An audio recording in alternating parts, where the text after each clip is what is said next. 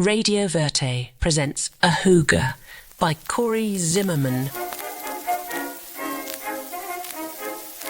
Misery Guts, Act 2.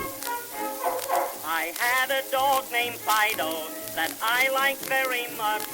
I used to spend all my dough for puppy cakes and such. Our family learned to love him, to our hearts he was endeared. But now they've gone in mourning, thoughtful Fido's disappeared.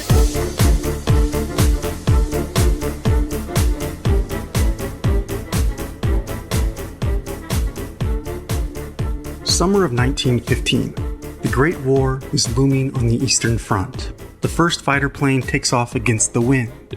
People eat about as much lard as they do hog. Friday nights are for player pianos, and many Americans still hoof it everywhere on foot, meandering along as slow as molasses in January. While up in Detroit, Henry Ford has got one hell of a flame under his ass. Smack dab between St. Louis and Chicago, snug in the arms of the mighty Mississippi and the Illinois rivers, the Spoon River Valley is carved by trickling waters like a hot knife to butter. A thatched quilt of maize, rye, and a vast stretch of Indian grass known as Big Blue, growing wild and free. Now it's been said that Big Blue grows so tall and robust that a man on horseback can see but an arm's length before his own face. But on sweet occasion, begging to prove we ain't all a bunch of country bumpkins, I suppose, the rich soil has been known to sprout greatness with vision beyond such nose length, beyond leaves of grass, amongst the plain spoken, librettos soaring high above with tireless wings, crying out against thy blindness, and by any luck, with a dash of grace and a thick slathering of fat. The leaves may vary from green to burgundy to a dried up brown, the seed head coarse, with 3 spikelets resembling a turkey foot, a booger if you catch one in the heel. And it's no secret that larger-than-life skies come a dime a dozen about the heartland, the wild blue yonder tending to make a big thing of it, stretching out all entitled-like about the generous stretch of American girth. It is a beautiful and pastoral land, with yawning pastures of grazing cattle, where all a man needs is a good dog and a shotgun, and more often than not, down-to-earth folk remain just that, salt. Sunflowers, lilies, buzzing insects, butterflies, birds, and leaves in a radiant glow. The 3-story, 5-bedroom Victorian behind the broad sugar maple is painted pearly white, elegant yet moral and sentimental, charmed with a rocking chair veranda that wraps tight like a belt about a bloated man's gut, providing shade and lemonade on long summer days, giving off the pretense someone's bringing home the whole damn hog. Getting your foot in the door, you'll feel right at home amongst peacock feathers and paisley, old gold, terracotta, olive drab or khaki, red and yellow embellishments, and threads of Japanese gold that accent the times. The walls, pasted with warm patterned hues of purple and sage, raise 16 feet into the foyer. At the foot of an open staircase, oak floors, bordered in cherry with a Greek key pattern, reflect the colorful rays pouring in through the stained glass transom. Old photographs of bygone folks hanging straight on their nails. Wet colloidal plates of shadowed figures with shifty eyes, unable to stay focused for the 20-second exposure. The fireplace mantel is lined with a few of 1915's bestsellers, The Valley of Fear, The Good Soldier, and Of Human Bondage. About the matching dining room set, carved heavy and overstuffed, fresh flowers fill a vase. Large floor-to-ceiling windows allow a cool breeze, and crystal chandeliers sparkle. A Tiffany lamp stands in one corner, a mahogany grandfather clock in the other, chasing the ever-fleeting moment.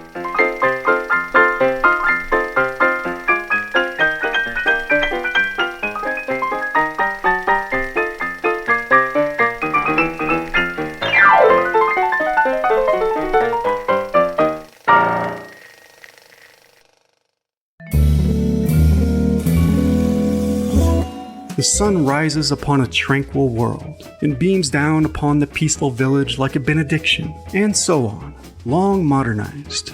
deconstructed, and destructed, for a new nihilistic approach as we approach that looming war curdling on the horizon. As I stare out my bedroom window, overlooking the oaks and maples of the high part of town, my father's voice rattles up through the floorboards. "Oscar, get down here!" Meanwhile, gracing the kitchen with the waves of her chestnut hair, worn in a prominent side part, fringe nearly touching the brow, lobes exposed, her flesh as warm as ivory. My mother is a contemporary woman, dazzling, easy on the eyes, flared skirt creeping up the calf further each year. Dutifully, she beats orange juice into a bowl of eggs and saws carefully through a loaf of bread, mindful not to slice open her finger before dropping 2 slices of life into an electric toaster, 1200 watts.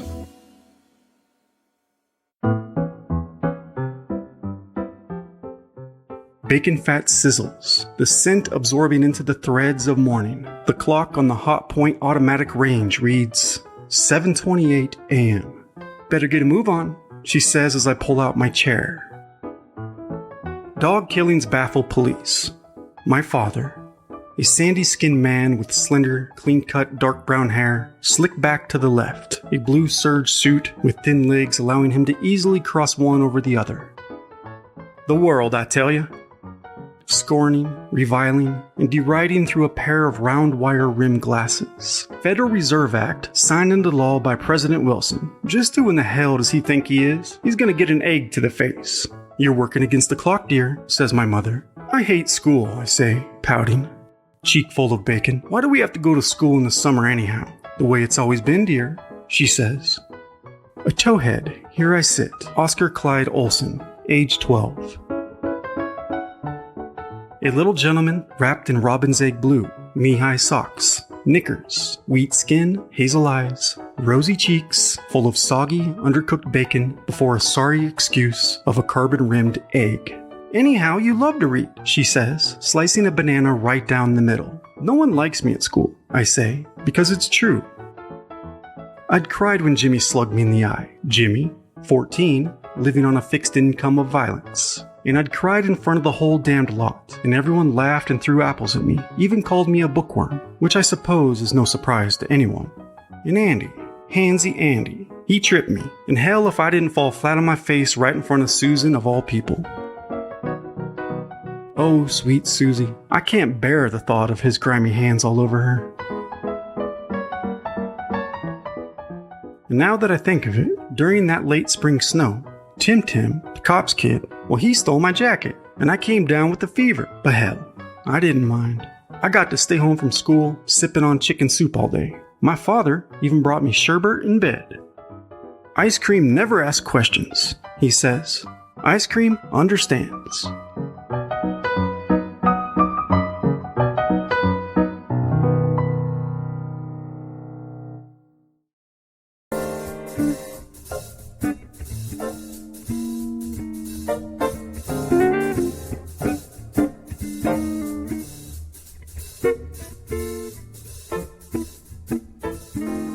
Boy, will he be a hard act to follow. Nincompoop's gone off the deep end this time. Hell, we're already hanging in a balancing act. Unable to come to terms with the day's news, as always. Pant legs bristling as they always do, tingling with the electricity of the times. It's just not on, I tell ya. A damn central bank will serve only a handful of financiers at the expense of the small banks. The fool's gonna wreck the economy with inflation. Boy, if I could give him an earful. He's throwing the baby out with the bathwater, I tell ya. "What's inflation?" I ask. "Who's gonna select the board after all? Himself? Hell, we're handing it all over to the feds." "Like a bike tire?" I ask. "They're gonna run us into the ground, I tell ya. It's a goddamn cacistocracy." "What's a cacistory?" I ask, unable to wrap my tongue around the tongue twister of a word. Now, one of my father's favorite hobbies was throwing his vocabulary around small-town folks unable to wrap their minds about his ivy-choked education. You see, my father studied at Knox College, along with the likes of John Buford, Edgar Lee Masters, and Eugene Field, the poet of childhood. Bullfrogs and bellyaches, if you ask me.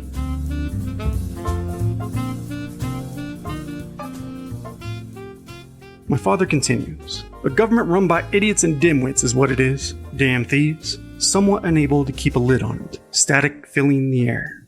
I cock my neck to the left and watch his flamboyant gestures, like a curious dog. I might dare say there's something about his hands. They are manicured, graceful, somewhat womanly. On the other hand, my mother's hands are scarred and blistered from ongoing experimentation with housewifery.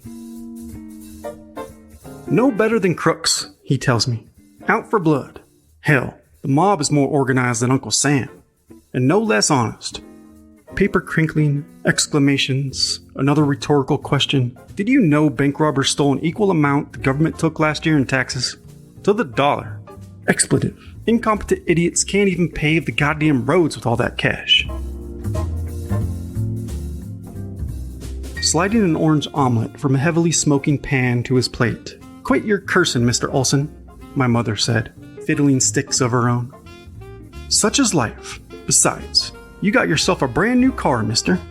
Easy for you to say, says my father, dropping the paper to his lap to inspect his eggs, using his fork to examine the blackened underskirt of the beat-up jalopy. Oscar, why don't you play ball with the boys after school? She says. You've been lying around with your nose in Grandpa's books all week. You must stay as fit as a fiddle. Typhoid is going around. Typhoid is always going around. Sawing down the middle of his rubber omelet. You know, honey, we can afford help. We do have a maid's quarters after all, so why not put it to good use? Butler's quarters too. The other boys hate me, I say, yolk bleeding out.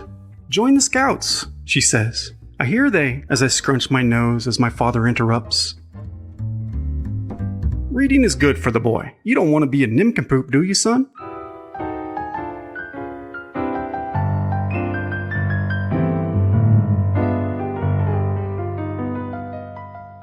And besides, you certainly are one to talk, Miss Olson. You have your snout in a book of your own every time I turn the corner, reaching for the maple syrup.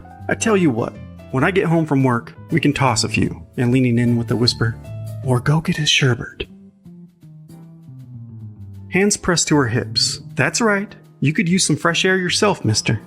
Nonsense, feeling finer than frog hair, he says, right as rain, sweetening his fatty bacon with glistening syrup.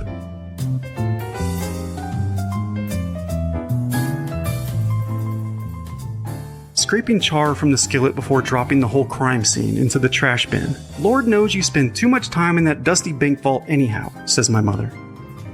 Laughingstock. He's off his trolley, I tell ya, as he stands to toss the Tribune with a glance at the smoking trash. Honey, you're gonna burn down the house.